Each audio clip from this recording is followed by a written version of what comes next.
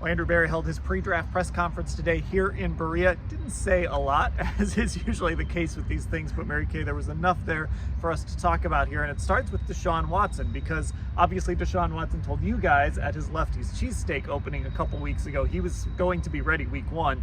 And Andrew really backed that up today. He didn't get into many details about the rehab, but he also said that's the expectation for Deshaun.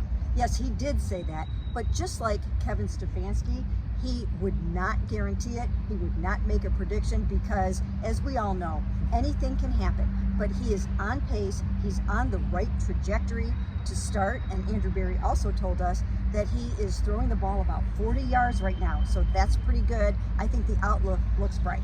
Yeah, Ashley, he seemed optimistic. He reiterated that, they are going to take their time and take it slow. But I do think that this week 1 target seems more and more realistic the more we hear from guys. Yeah, and I do think he, of course, said that with the caveat, but I don't think he would even be as strong as he was today, even though it was strong for Andrew Berry, not strong in the typical sense of the word, if they weren't feeling really good about where he was at. I also think that optimism for me comes into place with something Mary Kay just said, the fact that they were specific about what he's doing, that he's throwing 40 yards. I think all of that so far just seems to point that he's progressing how they hoped. Now, he wasn't real specific when it came to Nick Chubb's rehab. They obviously redid that contract recently, so Nick Chubb is back in the fold, but we don't know when he's going to be on the field. And Mary Kay, Andrew said that, look, he's attacking his rehab, said all the right things about Nick and what they've been saying about Nick. He's running on land now, which I guess is good for a running back. But still, not a lot of clarity on when Nick Chubb will be back with this football team. No, and they're not making any promises about that either. And I've been writing and saying, I really question whether or not he's going to be there for the first quarter of the season, because I do not expect to see him in these OTAs that will start in May or in the mini camp in June. I think when he starts running the ball with the team will probably be sometime during training camp.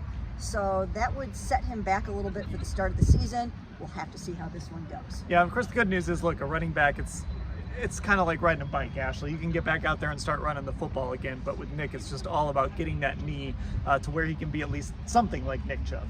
Yeah, and I think, too, we talk about the chemistry, of course, that the quarterback has to have. With a running back, it's just not the same, to your point, Dan. You don't have to worry about that pass and catch chemistry that you do with your receivers or tight ends as much. But, yeah, I mean, I do think even when any player at any position gets hurt for an extended amount of time, it takes them a little bit to get back up to full game speed, to get used to getting hit again, all those sorts of things that you just can't replicate in practices, even in training camp. So I do think I'm with Mary Kay. I think it's going to probably be a while before we see him. I said this on a podcast, I think recently, if it's before November, mid-November, I think that's probably a pretty good range for him if you're talking about getting reacclimated. Now, let's talk about the draft. This was a pre-draft press conference, but let's start with what the Browns haven't had in the draft recently. That's first-round picks. So, Mary Kay, Andrew addressed that, addressed the state of the roster without those first-round picks. I do think, you're going to start to notice the fact that they haven't maybe been able to add that top-end talent in the draft. They've had to really spend money to sort of make up for that. But Andrew seemed okay with where this roster's at, considering they haven't been able to add those types of players. Yeah, I think they've done a really good job of sort of covering up for the fact that they haven't had these first-round picks. And they've done it in very creative ways. One way they did it this offseason was by trading for Jerry Jeudy. They only gave up a 5th-round pick and a 6th-round pick for a player who was a first-round talent in 2020, the number 15 pick overall. So they actually acquired a first-rounder, one who's proven, one who has the potential to go out and get 1,000 yards in a year, once again, where they don't have a first-round pick. So I think they've worked the system pretty well.